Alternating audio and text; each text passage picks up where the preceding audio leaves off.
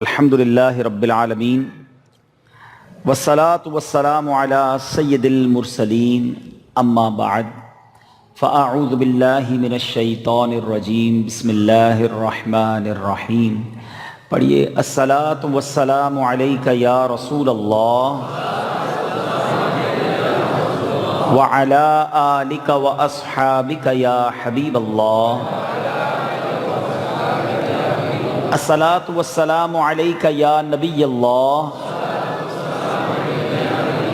وعلی آلک واصحابک یا نور اللہ. نویت سنت الاعتکاف. میٹھے میٹھے اسلامی بھائیوں، سوشل میڈیا پہ جو ہمیں لائیو سن رہے ہیں، اللہ کریم کی مہربانی کہ اس نے ہمیں اس مسجد کو، اس محلے کو، یہاں کے رہنے والوں کو شاد و آباد فرمائے، خوشیاں نصیب فرمائے، ہر طرح کی پریشانی سے محفوظ فرمائے. آج اس مسجد میں پہلی بار میری حاضری ہوئی ہے.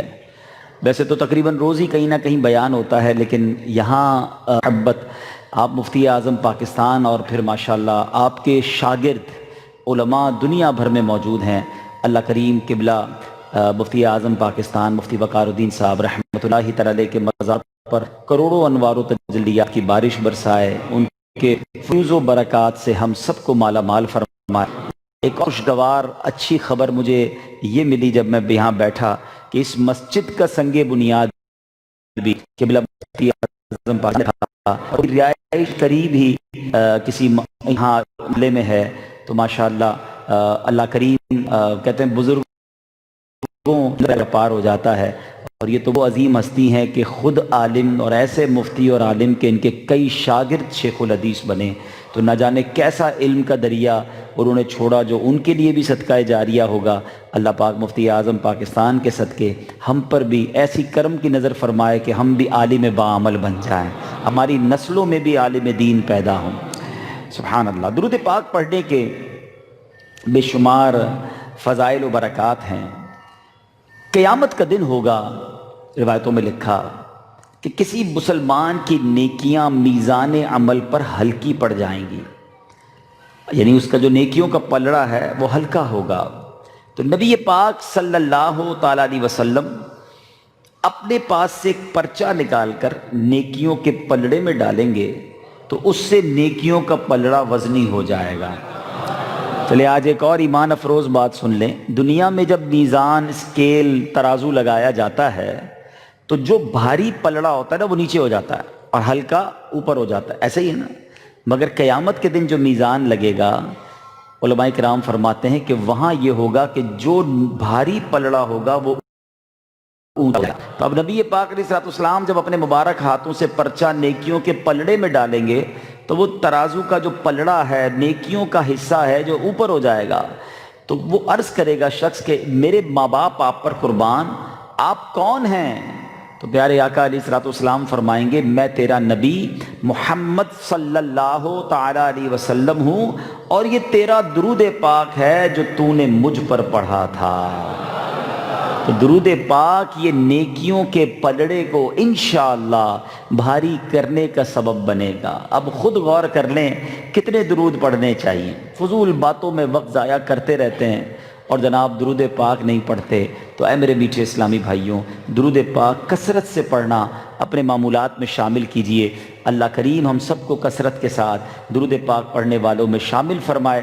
آئیے مل کر محبت کے ساتھ بآواز بلند درود پاک پڑھیں. صلو علی الحبیب صلی اللہ تعالی علی محمد صلی اللہ علیہ وسلم. آج چونکہ اللہ کے ایک عظیم ولی، ایک عظیم شخصیت کی یاد میں ہم جمع ہوئے ہیں، اور سبحان اللہ مفتی وقار الدین صاحب کا عرس بھی ہے اور غوث اعظم کی 11ویں بھی ہے. یعنی اللہ والوں کا ذکر ہے، اور اللہ والوں کا جہاں ذکر ہوتا ہے نا وہاں اللہ کی رحمتوں کا نزول بھی ہوتا ہے. ہم اللہ سے دعا کرتے ہیں یا اللہ ہم تیرے پیاروں کا ذکر کر رہے ہیں، تو اب پر اپنی رحمتوں کی بارش برسا دے. تو مفتی وقار الدین صاحب سے یوں بھی میرا تعلق یوں رہا، یعنی علم کے لحاظ سے بھی اور طریقت کے لحاظ سے بھی. امیر اہل سنت ہم سب کے پیر و مرشد خود فرماتے ہیں کہ میں کئی سال، 20 کم و بیش 20 سال مفتی وقار الدین صاحب کی بارگاہ میں حاضر ہوتا رہا اور ان سے مسائل پوچھتا رہا، علم دین سیکھتا رہا، تو جس سے ہمارے پیر نے فیض لیا ہو وہ ہستی ہمارے لیے کتنی عظیم ہوگی۔ اچھا، میں خود الحمدللہ اس جامعہ سے پڑھا، درس نظامی کرنے کی سعادت ملی دارالعلوم امجدیہ سے، تو مفتی وقار الدین صاحب وہاں کے استاد رہے، وہاں کے بڑے شیخ الحدیث میں سے آپ کا شمار ہوتا ہے، تو پھر آپ سمجھ سکتے ہیں کہ مفتی صاحب کا فیضان دارالعلوم امجدیہ پر رہا، اور الحمدللہ ہم وہاں کے طالب علم رہے، تو ہمارے استاذوں میں ہم کہیں گے، ہمارے شیوخ میں کہیں گے۔ تو آج اس حوالے سے بھی جس کو آپ کہتے ہیں کہ بندہ بڑا بلیسڈ فیل کرتا ہے کہ اللہ نے وہ دن دکھایا کہ قبلہ مفتی وقار الدین صاحب کے عرس میں اور ان کی یاد میں محفل میں بیان کی سعادت ملی۔ میں ان کی سیرت کو پڑھ رہا تھا تو کمال کی سیرت ہے، بڑی اسٹرگل ہے آپ کی سیرت میں۔ آپ نے درس نظامی جب بریلی شریف سے کیا تو آپ کے اساتذہ میں، اور خاص طور پہ بڑے ہی مشفق اور بڑی جس کو کہیں توجہ میں رکھا صدر الشریعہ مفتی امجد علی اعظمی صاحب سے آپ نے بڑے اسباق پڑھے، اور اتنے قابل تھے دوران طالب علمی سے ہی کہ میں پڑھ رہا تھا کہ آپ نے جب ہدایہ شریف کا امتحان دیا تو آپ کے جو استاد تھے وہ کہتے تھے کوئی بچہ ایسا لکھ ہی نہیں سکتا، اس نے نقل ہی کی ہے۔ یعنی اتنا ایک ایک جملہ، ایک ایک جزیہ، ایک ایک مسئلے کو اتنا آسان طریقے سے پورا کھول کے بیان کیا، حالانکہ ابھی بڑے چھوٹے ہدایہ نارملی رابعہ خامسہ میں پڑھائی جاتی ہے، اتنی چھوٹی عمر میں اتنے سارے جناب مسائل کو لکھ دینا کا لگتا ایسا ہے کہ اس نے کتاب سامنے رکھ کر لکھا ہے۔ جب یہ مسئلہ مفتی امجد علی صاحب کے پاس گیا، صدر الشریعہ کہتے ہیں میں اس کو جانتا ہوں، یہ اتنا قابل ہے، یہ جو لکھا ہے حافظے سے لکھا ہے۔ اور انہوں نے 98 نمبر 100 میں سے مفتی وقار صاحب اپنی سیرت میں خود بتاتے ہیں کہ مجھے 98 نمبر دیے، استاد صاحب کہتے ہیں میں نے خود ہی احتیاطاً 2 کاٹ لیے، باقی 2 کاٹنے کی جگہ بھی نہیں تھی۔ تو اتنی ذہانت اللہ نے بچپن سے ہی عطا کی، اور اس کے بعد کئی مناظرے کیے، بنگلہ دیش تشریف لے گئے، بنگلہ دیش سے 1971 میں جب حالات خراب ہوئے تب پاکستان ہجرت کی، اور اس کے بعد ماشاءاللہ دارالعلوم امجدیہ کو فیضان دیا۔ اللہ پاک ایسے علماء کا جو برکتیں ہیں ہم سب کو نصیب فرمائے۔ آج ہم اللہ کے ولیوں پر کچھ بات کرتے ہیں، کچھ غلط فہمیاں بھی دور ہوں گی، مزید اولیاء اللہ کے بارے میں یہ پتہ چلے گا کہ ان سے کیوں نہ محبت کی جائے۔ پہلے ایک بات سمجھ لیں، ولایت جو ہے نا یہ کسبی نہیں ہے، یہ وہبی ہے۔ اس کو آسان کر دیتا ہوں، ولایت محنت سے حاصل نہیں کی جا سکتی، یہ اللہ کی عطا ہے، اللہ جس کو چاہے عطا کر دے۔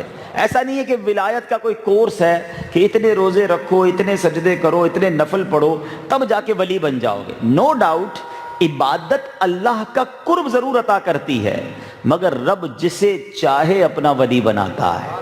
دنیا کا بھی دستور ہے نا، آپ دوست کس کو بناتے ہیں؟ جس کی آپ کا دل چاہتا ہے۔ حالانکہ آس پاس بہت سارے لوگ ہوتے ہیں، بندے کے ساتھ زندگی بھر بھائی رہتا ہے مگر وہ دوست نہیں بنتا، اور ایک بہت دور رہنے والا بندہ ہوتا ہے، تھوڑی سی ملاقات ہوتی ہے وہ دوست بن جاتا ہے۔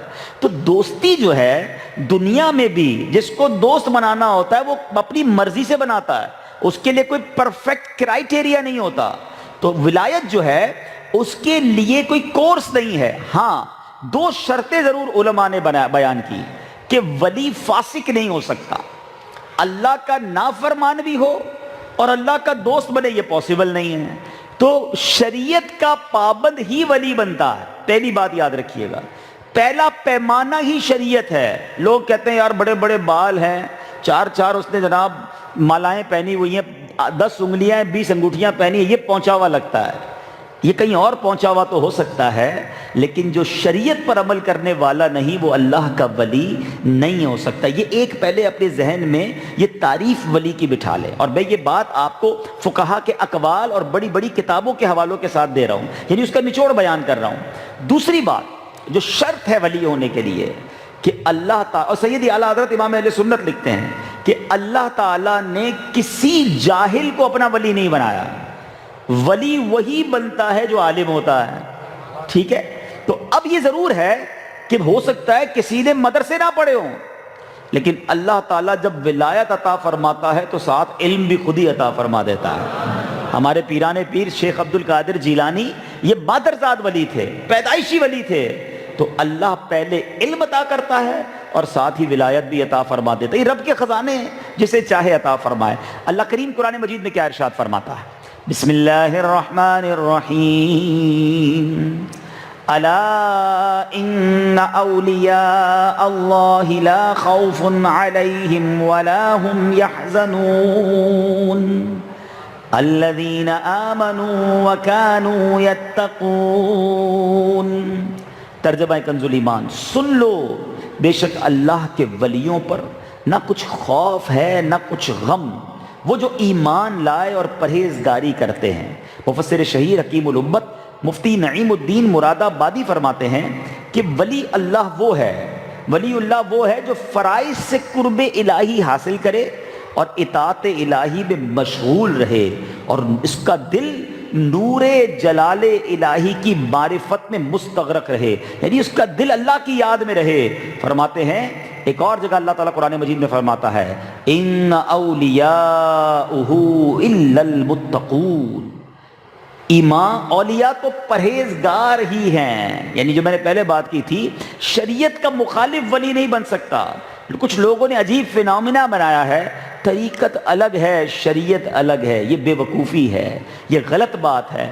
طریقت شریعت کی پابند ہے، وہ طریقت ہی درست نہیں ہے جس کا شریعت پر عمل نہیں ہے۔ تو بہرحال مفتی احمد یار خان نعیمی فرماتے ہیں کہ کوئی کافر اور کوئی فاسق یہ اللہ کا ولی نہیں ہو سکتا۔ تو بہرحال میرے بیٹے اسلامی بھائیوں، ولی کے حوالے سے ایسی حدیثیں ہیں کہ سنیں تو ایمان جو ہے وہ تازہ ہو جاتا ہے۔ حضرت ابو ہریرہ رضی اللہ عنہ راوی ہیں، نبی پاک علیہ الصلوۃ والسلام فرماتے ہیں اللہ عز و جل فرماتا ہے میرا بندہ فرائض کی ادائیگی کے ذریعے جتنا میرا قرب حاصل کرتا ہے اس کی مثل کسی دوسرے عمل سے حاصل نہیں کرتا۔ یہ بڑی اہم بات ہے۔ بہت سارے لوگ بہت سارے وظیفے پڑھ رہے ہوتے ہیں، فرض نماز نہیں پڑھتے ہیں۔ فرض پہلے ہے، آپ سنیں حدیث سنا رہا ہوں آپ کو کہ بندہ جتنا اللہ کا قرب فرائض کے ذریعے کرتا ہے اتنا کسی اور چیز کے ذریعے نہیں کرتا۔ امیر اہل سنت بڑا پیارا جملہ فرماتے ہیں جتنے بھی وظیفے پڑھ لو، سب سے پہلا اہم ترین فرض نماز ہے۔ 5 مرد عورت بالغ کے لیے سب سے افضل وظیفہ ہی 5 وقت کی نماز ہے۔ نماز چھوڑ کر باقی وظیفے کر رہے ہیں، تو پہلے نماز، ٹھیک ہے۔ پھر فرمایا کہ آگے فرمایا کہ میرا بندہ نوافل کی کثرت سے میرے قریب ہوتا رہتا ہے یہاں تک کہ میں اس کو اپنا محبوب بنا لیتا ہوں۔ جب میں اسے اپنا محبوب بنا لیتا ہوں، جب وہ مرتبہ پا لیتا ہے تو سنو رب کیا فرماتا ہے کہ میں اس کا کان بن جاتا ہوں جس کے ذریعے وہ سنتا ہے، میں اس کی آنکھ ہو جاتا ہوں جس سے وہ دیکھتا ہے، میں اس کا ہاتھ بن جاتا ہوں جس سے وہ پکڑتا ہے، میں اس کا پاؤں بن جاتا ہوں جس سے وہ چلتا ہے۔ اگر وہ مجھ سے مانگے تو اسے ضرور دیتا ہوں، اگر وہ مجھ سے پناہ طلب کرے تو میں اسے پناہ دیتا ہوں، اور مجھے کسی کام میں تردد نہیں۔ اللہ اکبر۔ یہ حدیث پاک کا جو جز میں نے آپ کو سنایا، اس سے پتا چلا کہ اولیاء اللہ کا مرتبہ کیا ہے۔ وہ اس مرتبے پر پہنچ جاتے ہیں کہ رحمت الہی ایسے شامل ہو جاتی ہے، جب اللہ کے نور سے دیکھتے ہیں ان کا ہر عمل اللہ کی رحمت کے ساتھ شامل ہو جاتا ہے۔ تو اے میرے بیٹے اسلامی بھائیوں، اب اس سے سیکھنے کو 2 باتیں ملی کہ ایک تو اللہ تعالیٰ کے جو ولی ہوتے ہیں ان کے کمالات، جب ان کی واقعات، ان کی کرامتیں سنیں تو اس میں کوئی ٹینشن نہیں ہونی چاہیے، کیونکہ یہ تو حدیث پاک میں آ گیا نا، اور یہ حدیث میں نے آپ کو بخاری شریف کی سنائی ہے۔ اللہ فرما رہا ہے میں ان کے ہاتھ بن جاتا ہوں، کان بن جاتا ہوں، یعنی یہ مثال کے لیے کہا گیا کہ اس کی رحمت، اس کی برکتیں اللہ تعالیٰ کی طرف سے ان کے شامل حال ہو جاتی ہیں۔ اب وہ ہاتھ اٹھاتے ہیں، ہم ہاتھ اٹھاتے ہیں تو 2 فٹ دور جاتا ہے، اللہ کے ولی ہاتھ بڑھائیں تو ایک ملک سے دوسرے ملک میں فیضان جاری کر دیتے ہیں، چاہیں تو اشاروں سے اپنے کایا ہی پلٹ دے دنیا کی، یہ شان ہے ان کے غلاموں کی، سرکار کا عالم کیا ہوگا۔ تو سبحان اللہ، اے میرے بیٹے اسلامی بھائیوں، اور ایسی مثالیں موجود ہیں، احادیث میں موجود ہیں۔ کنفیوژن کیا ہوتی ہے کہ یار یہ ولیوں کی بات کرتے ہیں، 7 کرامتوں کی بات کرتے ہیں، تو یہ کرامت کہاں سے آ گئی؟ قرآن مجید میں بڑا مشہور واقعہ، 2 واقعات تو تقریباً بچے کو پتہ ہیں، ٹھیک ہے نا، کہ حضرت آصف بن برخیہ یہ حضرت سلیمان علیہ السلام کے وزیر تھے، نبی بھی نہیں تھے، اور حضرت سلیمان نے کہا تھا کہ کون ہے کہ ملک سبا سے تخت بلقیس کو لے کر آ جائے۔ کئی گز لمبا، کئی گز چوڑا، بہت بڑا تخت تھا۔ آج کی اگزامپل کے طور پہ سمجھاؤں تو پورا کنٹینر تھا، ٹھیک ہے۔ اس زمانے میں نہ جہاز تھے، نہ جناب ٹرینیں تھیں، اور حضرت سلیمان علیہ السلام کو وہ بڑا جلدی چاہیے تھا۔ تو ایک جو ہے وہ جن آیا اور وہ کہتا حضرت سلیمان کی جنات پر بھی حکومت تھی، کہتے حضور آپ کی مجلس کے برخاست ہونے سے پہلے اینڈنگ آف دس نشست میں یہ تخت لے آؤں گا۔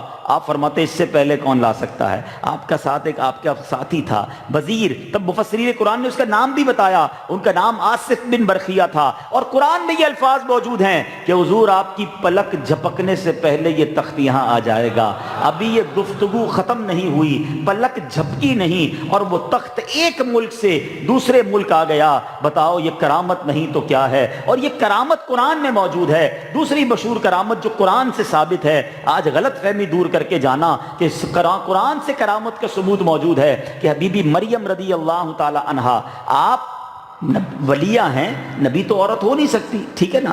تو اب آپ حضرت عیسیٰ علیہ السلام کی والدہ ہیں، مگر ان کی محراب کے بارے میں سورہ مریم پڑھیں، اللہ قرآن میں فرماتا ہے کہ اس طرح کا مضمون ملتا ہے کہ آپ کی محراب میں بے موسم کے پھل ملتے، سردیوں میں گرمیوں کے پھل، گرمیوں میں سردیوں کے پھل۔ پوچھا گیا یہ کدھر سے آتے ہیں؟ تو کہا یہ اللہ کی طرف سے مجھے رزق دیا جاتا ہے۔ تو بی بی مریم کی کرامت کا ذکر قرآن میں موجود ہے۔ تو اگر ہم غوث پاک کی کرامت مانیں، اگر ہم اولیاء کرام کی کرامت مانیں تو اس میں کوئی حرج نہیں۔ اب آؤ میں آپ کو احادیث کے ذریعے جو حدیثوں میں کرامتیں موجود ہیں، حضرت عمر کے بارے میں آتا ہے۔ سبحان اللہ، دریائے نیل مصر میں آج بھی موجود ہے، اور یہ واقعہ میں نے دریائے نیل جا کر بھی الحمدللہ ریکارڈ کروایا۔ پہلی بار جب زندگی میں دریائے نیل دیکھا تو واقعہ یاد آیا کہ دریائے نیل جو ہے مصر کے رہنے والے، ان کی ایک عجیب سی روایت تھی۔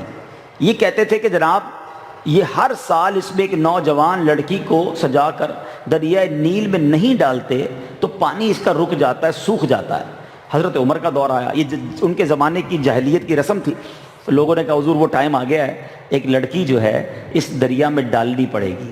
حضرت عمر نے کیا کیا؟ صحابی رسول ہیں، میں صحابی رسول امیر المومنین خلیفۃ المسلمین کا عقیدہ بتا رہا ہوں، ان کا تصرف اور پاور بتا رہا ہوں۔ اور حضرت عمر کا مقام یہ ہے جن کے بارے میں میرے آقا فرمائیں کہ میرے بعد کوئی نبی ہوتا تو عمر ہوتا۔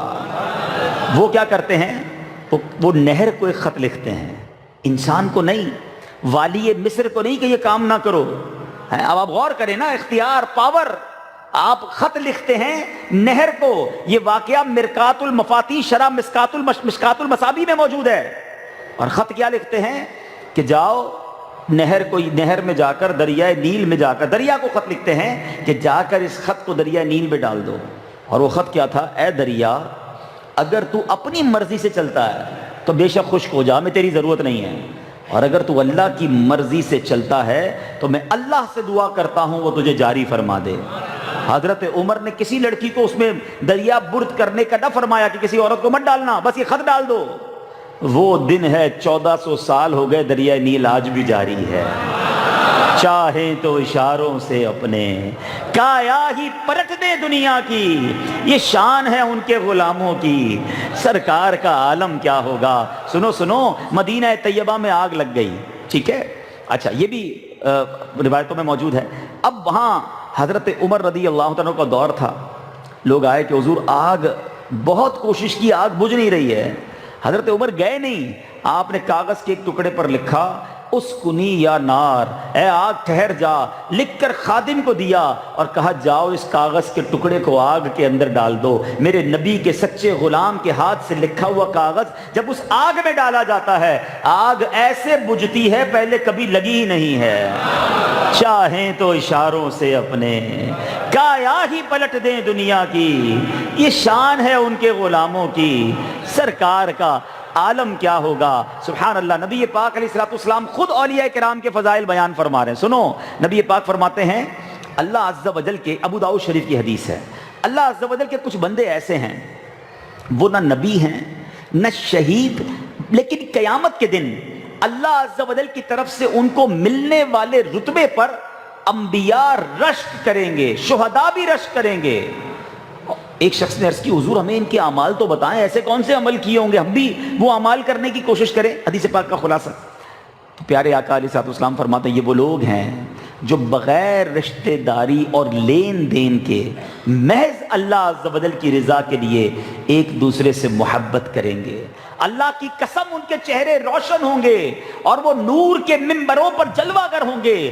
جب لوگ خوف میں مبتلا ہوں گے انہیں کوئی خوف نہ ہوگا، جب لوگ غمگین ہوں گے تو انہیں کوئی غم نہ ہوگا۔ اور اب نبی پاک نے وہ آیت تلاوت کی، الا ان اولیاء اللہ لا خوف علیہم ولا هم يحزنون، سن لو بے شک اللہ کے ولیوں پر نہ کچھ خوف ہے نہ کچھ غم۔ اللہ اکبر، ذرا غور کیجئے کہ یہ کیسا مرتبہ ہے، اور وصف کیا بتایا؟ اللہ کی رضا کے لیے آپس میں محبت کریں گے، کوئی مقصد نہیں، رشتہ داری نہیں، لین دین کے لیے نہیں، فقط اللہ کی رضا کے لیے۔ آج یہ وصف بڑا کم ہو گیا ہے، مطلب کی دنیا ہو گئی ہے۔ سلام بھی بندہ اس کو کرتا ہے جس سے کوئی کام ہو، طبیعت بھی اسی کی پوچھتا ہے جس سے کوئی نہ کوئی جناب رشتہ داری ہو، کوئی مطلب نکلتا ہو، ورنہ غیروں کو کون پوچھتا ہے۔ مرتبہ دیکھو، ایسا مرتبہ ہوگا کہ نور کے منبروں پر قیامت کے دن بٹھایا جائے گا۔ اچھا، یہ جو خوبصورتی ہے نا اسلام کی، کہ اللہ کی رضا کے لیے ایک دوسرے سے ملنا، یہ آپ کو اس طرح کے اجتماعات میں ملے گی۔ آج کیوں آئے ہو؟ شاید ہم میں سے بہت سارے ایسے ہوں گے جن کا کوئی رشتہ دار ادھر نہیں آیا، کوئی کاروباری مقصد نہیں ہے، ہم سب آئے ہیں ایک دوسرے سے اگر مل بھی رہے ہیں، دیکھ بھی رہے ہیں تو اللہ کے لیے ہے۔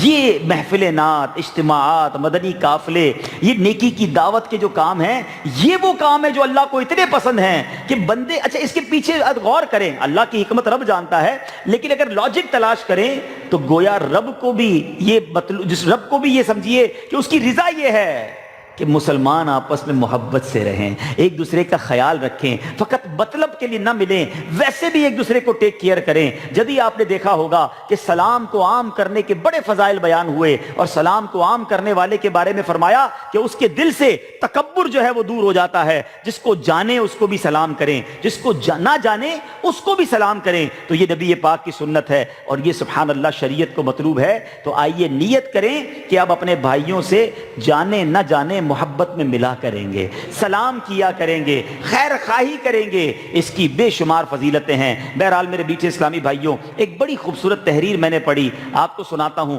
آپ کا بھی انشاءاللہ ایمان جو ہے تازہ ہوگا کہ اللہ والوں کا جو مرتبہ ہے، اور پھر سبحان اللہ ہمارے آقا علیہ الصلوۃ والسلام کی شان کا کیا عالم ہے۔ سبحان اللہ، درود پاک پڑھیں، صلو علی الحبیب۔ بایزید بستامی رحمۃ اللہ تعالی علیہ کیا فرماتے ہیں؟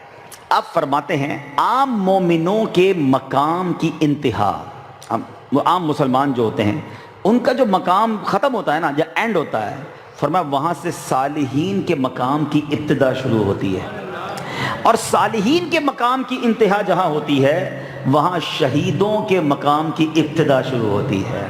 فرمایا جب شہیدوں کے مقام کی انتہا ہوتی ہے نا، وہاں صدیقوں کے مقام کی ابتدا ہوتی ہے، جہاں صدیقوں کا اسکیل مقام ختم اینڈ ہوتا ہے، فرمایا وہاں نبیوں کے مقام کی ابتدا شروع ہوتی ہے، جہاں نبیوں کے مقام کی انتہا ہوتی ہے، فرمایا وہاں رسولوں کے مقام کی ابتدا ہوتی ہے، اور جہاں رسولوں کے مقام کی انتہا ہوتی ہے، لکھا کہ وہاں اولو العزم رسولوں کے مقام کی ابتدا شروع ہوتی ہے، اور جہاں اولو العزم جو رسول ہیں ان کے مقام کی انتہا ہوتی ہے، وہاں حبیب خدا احمد مجتبی صلی اللہ تعالی علیہ وسلم کے مقام کی ابتدا شروع ہوتی ہے، اور حبیب خدا جناب احمد مجتبی صلی اللہ تعالی علیہ وسلم کے مقام کی انتہا اس کو اللہ کے سوا کوئی اور جانتا ہی نہیں ہے۔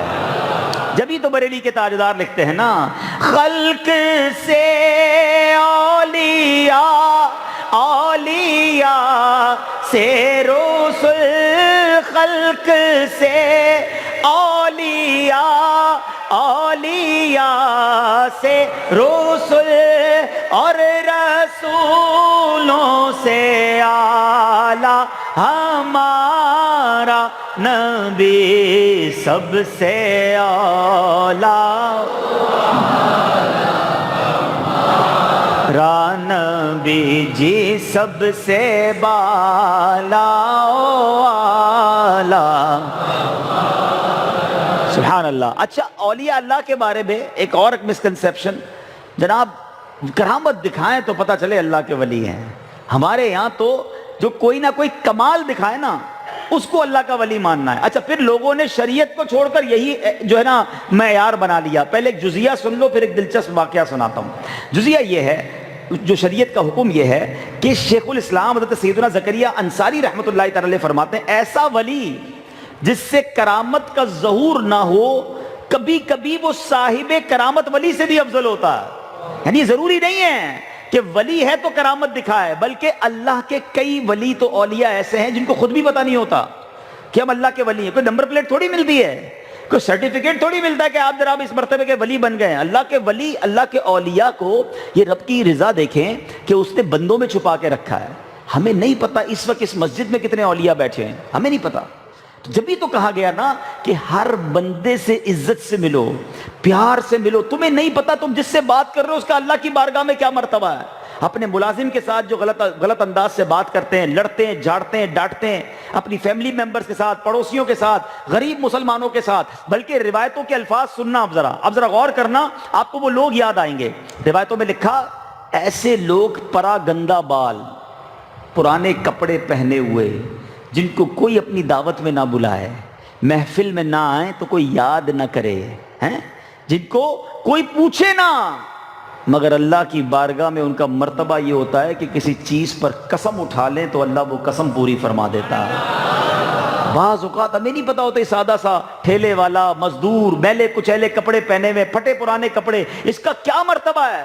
تو کبھی کسی کو ذلیل نہ کریں، کسی کا دل نہ توڑیں، اور اگر ولی اللہ کا دل توڑ دیا، اب یاد رکھیے گا بہت سارے اعمال آپ نے کتابوں میں پڑھے ہوں گے، مگر اب تک جتنا میرا چھوٹا سا مطالعہ ہے، علماء بھی بیٹھے ہیں، کہ دو چیزوں کے علاوہ اب تک تو میں نے نہیں پڑھا کہ جس کے بارے میں اللہ نے فرمایا کہ یہ کرنا گویا ایسا کہ اللہ سے جنگ ہے۔ ایک سود کا کاروبار کرنے والا، سود کھانے والا، سود کا کاروبار، یہ اللہ سے جنگ فرمایا گیا روایتوں میں۔ اور جس نے اللہ کے ولی سے دشمنی کی، اللہ فرماتا ہے اس سے میرا اعلان جنگ ہے۔ جو اللہ سے جنگ کرے گا اس کا کیا حال ہوگا؟ بیڑا غرق ہو جائے گا۔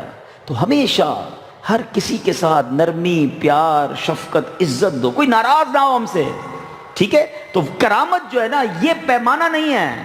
کرامت اللہ نے اولیاء کرام کو ضرور عطا فرمائی، لیکن کچھ لوگوں نے یہی پیمانہ بنا لیا اور شریعت کو دیکھنا چھوڑ دیا۔ بھئی کرتب تو جادوگر بھی دکھاتا ہے، شعبدے باز بھی دکھاتے ہیں، اب کوئی کرتب دکھائے تو آپ کو اللہ کا ولی ہو گیا ہے۔ اب سنو، سیدی اعلیٰ حضرت امام اہل سنت نے ایک واقعہ سنایا کہ ایک بادشاہ تھا، اس کے زمانے میں ایک بہت بڑے ولی اللہ کے نیک بندے بھی تھے۔ تو بادشاہ کو کسی نے کہا کہ جناب یہ ایک اللہ کے بہت پہنچے ہوئے بزرگ ہیں، بڑے نیک جو ہے وہ آدمی ہیں، انسان ہیں۔ تو بادشاہ نے کہا چلو چلتے ہیں، دیکھتے ہیں کوئی کرامت دکھائیں گے تو مان لیں گے۔ اب بادشاہ ان کے سامنے جا کے بیٹھ گیا، ان کے سامنے بہت سارے سیب پڑے ہوئے تھے۔ تو بادشاہ کہتا ہے کہ یہ جو بڑا سا لال سرخ سیب ہے نا، اگر یہ اٹھا کر مجھے دے دینا تو میں سمجھ جاؤں گا یہ اللہ کے ولی ہیں۔ ایسے ہی ہم بیٹھے ہوں گے کچھ لوگ جو بزرگوں کے پاس جاتے ہیں اور آزماتے ہیں۔ اللہ کے بندوں، اللہ والوں کو آزماؤ گے؟ اپنی اوقات ہے، اب اپنے اعمال تو دیکھ لیں۔ علماء کو آزمائیں گے۔ اب اس کے بعد علماء کی آزمائش پر بھی ایک واقعہ سنا دیتا ہوں۔ مشکل سوال لے کے جائیں گے، ڈیفرنٹ ہٹ کے سوال، ذرا مشکل سے سوال کروں گا، دیکھتا ہوں مفتی صاحب کو یاد ہے کہ نہیں ہے۔ جو ضرورت کی باتیں وہ نہیں پوچھنی وہ ہیں، وہ جیسے بڑا مشہور ہے کہ جناب کسی کو جنگل میں ایک ایسی عورت ملی، انتقال ہو گیا، اب کیسے پتہ چلے مسلمان ہے یا کافر ہے؟ تو بزرگ بڑا پیارا جواب دیتے، تمہیں ملی ہے پہلے یہ تو بتاؤ۔ جو ملی نہیں ہے اس کے لیے سب مسئلہ پوچھ رہے ہو، نماز پڑھنا آتی نہیں، وضو کرنا آنا نہیں، مشکل وہ کب سے سوال چل رہا ہے؟ اور اللہ کے بندے تم کو مل جائے پھر پوچھ لینا نا، پہلے سے سوال بنا کے پوچھتے پھرنا ہے۔ ایک شخص آیا حضرت امام اعظم ابو حنیفہ کی بارگاہ میں رضی اللہ تعالیٰ عنہ، کہتا ہے حضرت یہ بتائیں حضرت موسیٰ کی نانی کا نام کیا ہے؟ امام اعظم نے فرمایا بیٹا وضو کے 4 فرض ہیں۔ کہتا ہے حضرت موسیٰ کی نانی کا نام بتائیں۔ امام اعظم ہیں، زمانے کے ولی ہیں، فقہا کے بھی امام ہیں۔ فرمایا بیٹا وضو کے 4 فرض ہیں۔ کہتا ہے حضرت میں آپ سے بار بار سوال کر رہا ہوں، اتنا بڑا نام ہے آپ کا، آپ کو یہ بھی نہیں پتا حضرت موسیٰ کی نانی کا نام کیا ہے؟ ایسے بیٹھے ہوں گے نا یہ ایسے سوال کرنے والے، امام اعظم سے سوال کیا تھا، ان سے بڑا ہے کوئی مفتی؟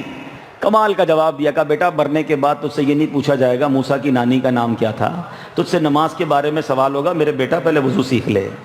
تو وہ سیکھنا نہیں ہے اور علماء کی آزمائش کرنی ہے، ولیوں کی آزمائش، بزرگوں کی آزمائش۔ توبہ، مارے جاؤ گے، یہ گستاخی ہے۔ اللہ والوں کو چیک کرنا ہمارا کام ہے۔ سنو، وہ بادشاہ گیا، بیٹھ گیا، کہتا ہے یہ بڑا والا لال سیب اٹھا کر دیں گے نا تب میں مانوں گا یہ اللہ کے ولی ہیں۔ اعلیٰ حضرت لکھتے ہیں یہ واقعہ، وہ اللہ کے ولی بھی کمال کہتے ہیں میں آپ کو ایک واقعہ سناتا ہوں۔ وہ بزرگ بادشاہ کو واقعہ سناتے ہیں، کہتے ہیں ایک میلہ تھا، اس میلے میں ایک گدھے کو لایا گیا، گدھے کی آنکھوں پہ باندھی گئی پٹی، اور لوگوں کا سامان جو تھا نا، ایک بیگ یہاں سے اٹھا کے کسی کے آگے رکھ دیا، اس کا بیگ ادھر رکھ دیا، سامان مکس کر دیا گیا۔ اب گدھے کو کہا گیا کہ بتاؤ کس کا سامان کس کا ہے۔ اب گدھا کیا کرتا، پہلے بیگ پہ سر لگاتا، پھر جس کا سامان ہوتا اس کے پیر پہ سر لگاتا، تو لوگ کہتے واہ بھائی اب گدھے نے بتا دیا کس کا بیگ کس کا ہے۔ پھر وہی والا سیب اٹھایا، بادشاہ کو دیا، کہا اگر ہم نے یہ سیب تمہیں دے دیا تو گدھے سے بڑھ کر کیا کام کیا، اور نہ دیں تو ہم اللہ کے ولی نہیں ہیں۔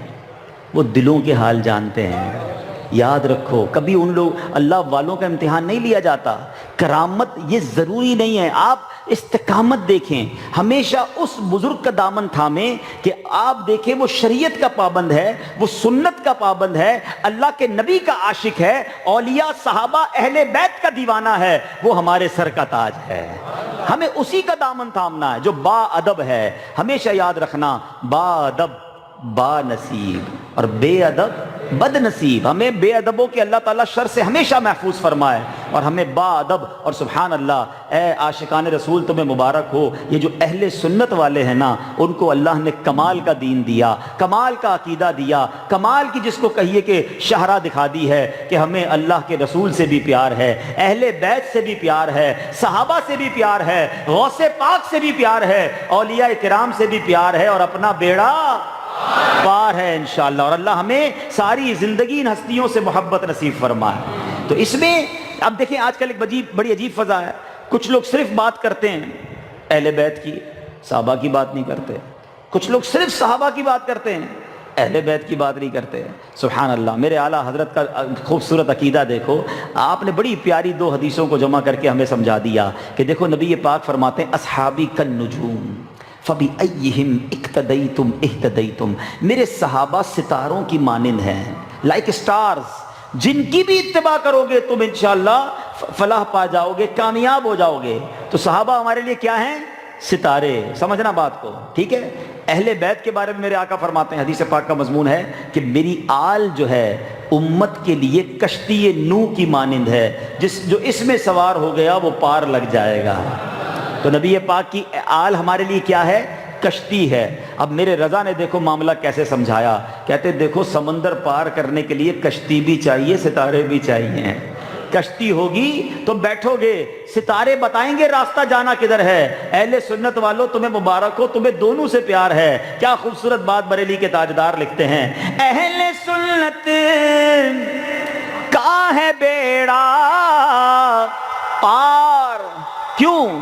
اصحاب حضور نجم ہیں اور ناؤ ہے عطرت رسول اللہ کی، نجم ہیں اور ناؤ ہے عطرت رسول اللہ کی۔ جو اولیاء کو نہیں مانتا، یا جو صحابہ کو نہیں مانتا، یا جو اہل بیت کو نہیں مانتا، میرے رضا انہیں سمجھاتے ہیں کہ تجھ سے اور جنت سے کیا مطلب، اے منکر دور ہو، ہم رسول اللہ کے جنت رسول اللہ، سب مل کر ہم رسول اللہ کے جنت رسول اللہ کی، ہم رسول اللہ کی جنت رسول۔ چلو آخری باتیں تو بہت ساری ہیں، میں چاہتا ہوں کہ کچھ غلط فہمیاں، نوجوان بھی ہیں نا، مزارات پر کیوں جاتے ہیں؟ اولیاء کے مزارات، یہ کدھر لکھا ہے؟ کیوں جاتے ہو مزارات اولیاء پر اور پھر ادھر جا کر دعائیں مانگتے ہو؟ آؤ میں نبی پاک کا طریقہ بتاتا ہوں۔ سرور کائنات علیہ الصلوۃ والسلام، میرے آقا، امام بیہقی سے روایت ہے کہ ہر سال شہدائے احد کے مزارات پر تشریف لے جاتے، اور صرف یہ نبی پاک کا معمول نہیں، حضرت ابو بکر، حضرت عمر، حضرت عثمان رضی اللہ تعالیٰ عنہم کا رہا، حضرت فاطمہ بھی وہاں جا کر دعا کیا کرتی تھی، حضرت سعد بن ابی وقاص کون ہیں؟ عشرۂ مبشرہ میں یہ صحابی ہیں، ان کے بارے میں لکھا شرح الصدور میں امام جلال الدین سیوطی شافعی لکھتے ہیں کہ دیگر صحابہ کے ساتھ جا کر شہدائے احد کے مزارات پر سلام کرتے تھے اور فرماتے ان حضرات کو سلام کرو، یہ تمہارے سلام کا جواب دیتے ہیں۔ یہ صحابی کا عقیدہ ہے کہ مزار والے جواب دیتے ہیں۔ سنو سنو، ابن ابی شیبہ رضی اللہ تعالیٰ عنہ سے مروی ہے کہ میرے آقا علیہ الصلوۃ والسلام ہر سال شہدائے احد کے مزارات پر تشریف لے جاتے، اور خود نبی پاک کا یہ فرمان ہے کہ جو ان مزارات پر آئے اور سلام بھیجے تو یہ لوگ قیامت تک اس پر سلام بھیجتے رہتے ہیں۔ تو یہ تو صحابہ کا عقیدہ ہے، یہ نبی پاک کا انداز ہے، اور سبحان اللہ سبحان اللہ میرے میٹھے اسلامی بھائیوں، بڑا آسان ہے مسئلہ حل ہو جانا۔ نبی پاک کی بڑی پیاری دعا ہے، مدنی قافلے میں جایا کرو تو کچھ دعائیں بھی یاد ہو جائیں گی۔ السلام علیکم یا اہل القبور یغفر اللہ لنا ولکم وانتم سلفنا ونحن بالاثر۔ کچھ لوگوں کو یاد ہے نا یہ دعا، یہ سنت ہے۔ اچھا یہ دعا کس کے مزار پر جا کر پڑھنی ہے؟ عام مسلمان کی قبر پہ جا کر، قبرستان میں جا کر، گناہگار بھی ہو بس مسلمان ہے اس کی قبر پر جا کر یہ پڑھ سکتے ہیں۔ اللہ اکبر، جب عام مسلمان کو یا اہل القبور، اے قبر والے کہنا سنت ہے، تو پیران پیر کو یا غوث پاک کہنے میں حرج کیا ہے؟ داتا حضور کو یا داتا گنج بخش کہنے میں حرج کیا ہے؟ خواجہ غریب نواز کو یا خواجہ کہنے میں پرابلم کیا ہے؟ ارے یہ تو حدیث پاک میں نبی پاک نے ہماری تربیت فرمائی ہے کہ جب جب قبرستان جاؤ السلام علیکم یا اہل القبور کہو۔ تو اے بہرحال میرے بیٹھے اسلامی بھائیوں، مزارات پر جانا بڑا فیض والا کام ہے، نو ڈاؤٹ۔ بالکل میں ایک بات کیٹیگوریکلی کہہ دوں کہ جو مزارات پر خرافات ہوتے ہیں، جو مزارات پر غلط کام ہوتے ہیں، سنیوں کا ان سے کوئی تعلق نہیں ہے، ہم اس سے برات کا اعلان کرتے ہیں، بلکہ اللہ کی رحمت سے اللہ سلامت رکھے میرے پیر و مرشد کو کہ مدنی چینل پر بیٹھ کر آپ سنیوں کی تربیت فرماتے ہیں، ان جاہلوں کو سمجھاتے ہیں کہ جو مزارات پر ڈھول تماشے یا معاذ اللہ جناب وہاں جا کر بے پردگی عورتیں کرتی ہیں، یا وہاں جا کر جو بھی ایسے نشے والے معاملات کرتے ہیں، یہ جاہل ہیں، ان کا علم سے کوئی تعلق نہیں۔ عقیدہ ہمارا یہ ہے کہ مزار پر جائیں تو عزت کے ساتھ، احترام کے ساتھ، باوضو ہو کر با ادب جائیں اور اللہ کی بارگاہ میں ان کا وسیلہ پیش کریں اور اللہ سے دعا مانگیں۔ سنو، امام محمد غزالی سے بڑا عالم تو کوئی نہیں گزرا نا، صوفیہ کے امام محمد غزالی کیا فرماتے ہیں؟ ولی اللہ کی شان یہ ہے کہ اس کی ہر شے میں برکت ہوتی ہے۔ اس مسجد کا نام کیا ہے؟ جامع مسجد فیضان مصطفیٰ والو، آؤ میں آپ کو آپ کی مسجد کی ایک برکت آج بتا دیتا ہوں۔ امام غزالی کے قول کی جو ہے وہ ذریعے سے، اس کی شرح کے ذریعے امام غزالی کہتے ہیں ولی اللہ کی شان یہ ہے کہ اس کی ہر شے میں برکت ہوتی ہے، اس کے کلام میں، اس کے سانس، اس کے فعل، اس کے لباس اور اس کے مکان، یہاں تک کہ اس کے پاؤں کی مٹی، اور جس مکان میں وہ ایک دن بھی بیٹھا ہو اس سے برکت حاصل کی جاتی ہے۔ یہ امام غزالی کا صدیوں پرانے بزرگ کا عقیدہ ہے۔ جامع مسجد فیضان مصطفیٰ والو، یہاں مفتی وقار الدین صاحب کی یادیں موجود ہیں، انشاءاللہ تمہیں اس مسجد میں ان کی برکتیں ملتی رہتی ہیں۔ اب ذرا بتاؤ، ایک دن کسی مکان میں ولی گزار لے، اس سے برکت ملے، اگر مزار میں ولی خود موجود ہو تو کتنی برکت ملے گی؟ تو یہ بزرگوں کا بھی طریقہ ہے۔ میں نے آپ کو صحابہ کے اقوال سنائے، نبی پاک کی حدیث سنائی، امام غزالی جیسے صوفیوں کے امام، تصوف کے امام کی میں آپ کو عبارت منہاج العابدین کی پڑھ کر سنا رہا ہوں، تو کنفیوژن ذرا بھی نہیں ہے۔ میں پھر کہتا ہوں کہ اگر غیر شرعی کام ہوتا ہے اس سے ہمارا کوئی تعلق نہیں، لیکن اگر شریعت کے تقاضے میں رہ کر اللہ والوں کے دربار میں جایا جائے، اللہ کی بارگاہ میں ان کا وسیلہ پیش کیا جائے، اگر انہیں یا کے ساتھ پکارا جائے، تو یہی نبی پاک کا انداز، یہی صحابہ کا طریقہ ہے۔ تو بہرحال اولیاء اللہ کی محبت اپنے دلوں میں بڑھائیے۔ آخری بات کر کے اپنے بیان کو اب اختتام کرتا ہوں۔ غوث پاک کے چاہنے والے بیٹھے ہیں، 11ویں والے پیر کے مرید بیٹھے ہیں، یہاں میں ایک بات بتانا چاہتا ہوں۔ یقیناً غوث پاک سے محبت یہ انشاءاللہ ہمارے لیے دنیا اور آخرت کے لیے نجات کا باعث بنے گی، مگر کیا صرف 11ویں منانا، غوث پاک کی منقبت پڑھنا ہی غوث پاک سے محبت ہے؟ یا غوث پاک کے نقش قدم پر چلنا یہ غوث پاک سے محبت ہے؟ پیران پیر سیدی غوث اعظم 15 سال تک آپ کے بارے میں آتا ہے کہ آپ نے روزانہ ایک قرآن پاک ختم کیا، 40 سال تک عشاء کے وضو سے فجر کی نماز ادا کی۔ یہ پیران پیر کا انداز ہے۔ قادری کہلانے والا پیران پیر عشاء کے وضو سے فجر پڑھے اور قادری کہلانے والا نہ عشاء پڑھے نہ فجر پڑھے ہیں، وہ روز کا ایک قرآن پڑھ لیں اور ہمیں قرآن صحیح پڑھنا ہی نہ آئے اور قرآن کھولے ہی نہ، تو بتائیں نا یہ کیسی غلامی ہے؟ اولیاء اللہ کے طریقے پر چلو گے تو ان کا فیضان ملے گا نا، ہیں؟ غوث پاک رضی اللہ تعالیٰ عنہ سنتوں کے پابند، اور قادری کہلانے والے کا نہ چہرہ سنتوں والا، نہ لباس سنتوں والا، نہ کردار سنتوں والا۔ بنو نہ پیرانے پیر کے سچے غلام کہ آپ کو دیکھ کر پتہ چلے کس کا مرید ہے، ہیں؟ تو اے میرے میٹھے اسلامی بھائیو، یہ 11ویں شریف کا میسج ہے۔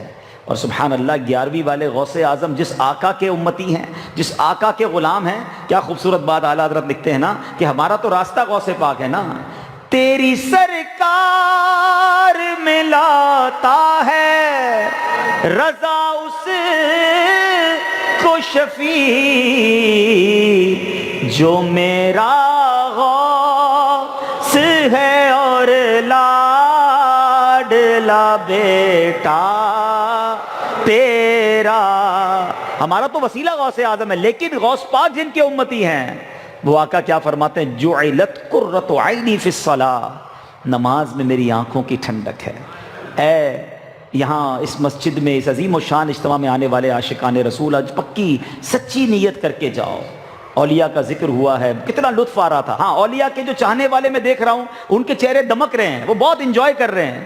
ہو سکتا ہے کسی کو پرابلم ہو وہ اپنے دل کا علاج کرائے، باقی ہمیں اللہ والوں سے بہت محبت ہے، اللہ کے پیاروں سے اس لیے محبت ہے، ہم گناہ گار ہیں، اے اللہ اپنے پیاروں کے صدقے ہمارے گناہ معاف کر دینا اور ان کے ساتھ ہمیں جنت میں داخلہ مل جائے۔ تو اب اولیاء اللہ کا ذکر ہوا ہے تو تبدیلی بھی تو آئے نا، اپنے اندر بھی تو چینج آئے۔ تو پکی نیت کر کے جاؤ کہ آج کے بعد ہماری کوئی نماز قضا نہیں ہوگی، آج کے بعد روزانہ کچھ نہ کچھ قرآن پاک پڑھیں گے، حرام روزی کے قریب بھی نہیں جائیں گے، اور انشاءاللہ نبی پاک کی سنتوں کے مطابق زندگی گزاریں گے۔ ایسی زندگی گزارو، پھر دیکھو۔ اچھا یہ بھی بتا دوں، ولایت کا دروازہ بند نہیں ہوا ہے، ہاں ولایت آج بھی ملتی ہے۔ ہم گناہگار ضرور ہیں مگر تمنا تو کر سکتے ہیں نا کہ اللہ آج تیرے ولیوں کا ذکر ہوا ہے، ہمیں بھی اپنی ولایت کی خیرات دے دے۔ ہاں گناہگار بھی تو تھے نا، بڑے بڑے گناہگار تھے جو ولی بن گئے۔ حضرت فضیل بن عیاض رضی اللہ تعالیٰ ڈاکو تھے، اللہ پاک نے ایسا کرم فرمایا کہ ولیوں کا سردار بنا دیا۔ تو ہم جیسے بھی ہیں تو مالک کے بندے، غوث پاک کے مرید ہیں، اور علماء کہتے ہیں آج بھی اگر کسی کو ولایت ملتی ہے نا تو وہ غوث پاک کے در سے ملتی ہے۔ ہاں 11ویں منانے والوں تمہیں چاند زیادہ ہے تمہارا، انشاءاللہ غوث پاک سے محبت ہے نا تو انشاءاللہ اس در سے خیرات ملتی ہے۔ ان کے گھر تو چوری کرنے گیا تھا نا چور، واقعہ یاد ہے نا، چور چوری کرنے گیا، غوث پاک نے نگاہ ڈالی، اسے ابدال بنا دیا۔ ہائے ہائے ہائے۔ تو انشاءاللہ ہم آج کی اس محفل میں یہ بھی اللہ سے، امیر اہل سنت کا بڑا پیارا شعر ہے، آؤ مل کے پڑھ لیتے، ہاتھ اٹھائیں۔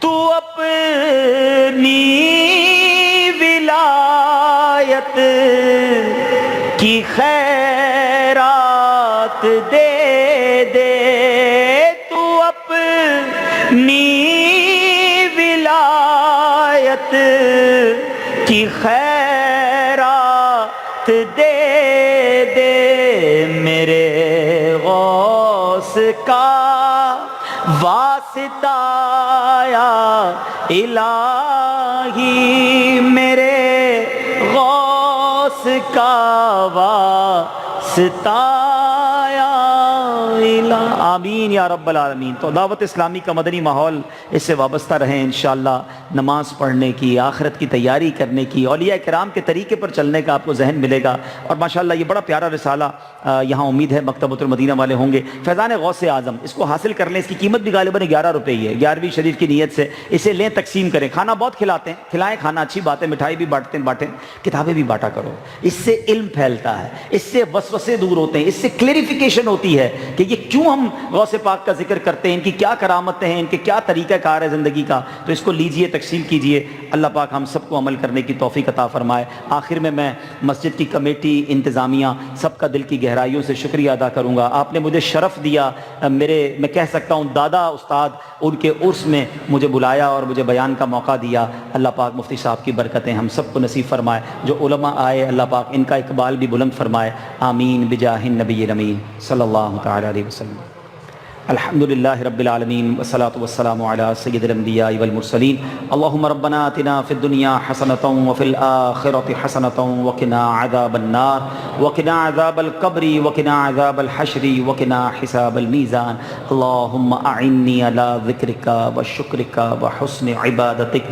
رب کریم ہم سب کا یہاں جمع ہونا اپنی بارگاہ میں قبول، جو اے اللہ اس وائرس کی وجہ سے بیمار ہیں انہیں شفا دے، دیگر امراض کے مریضوں کو بھی شفا دے دے، قرض داروں کے قرضے اتر جائیں، بے اولادوں کو نیک اور صالح اولاد دے دے، روٹھوں کو منا دے، بچھڑوں کو ملا دے۔ میرے مولا یہاں جتنے ہاتھ اٹھے ہیں تو سب کے نام بھی جانتا ہے اور کام بھی جانتا ہے، اے اللہ سب کی جھولیاں بھر دے، سب کی مرادیں پوری کر دے۔ پیران پیر کا واسطہ کے حضور ایمان پہ اس وقت اٹھانا مولا، ایمان پہ اس وقت اٹھانا مولا، ببرکت ان اللہ وملائکتہ یصلون علی النبی یا ایہا الذین آمنوا صلوا علیہ وسلموا تسلیما، صلی اللہ علی النبی الأمی آلہ صلی اللہ علیہ وسلم صلاۃ و سلاما علیہ سیدی یا رسول اللہ۔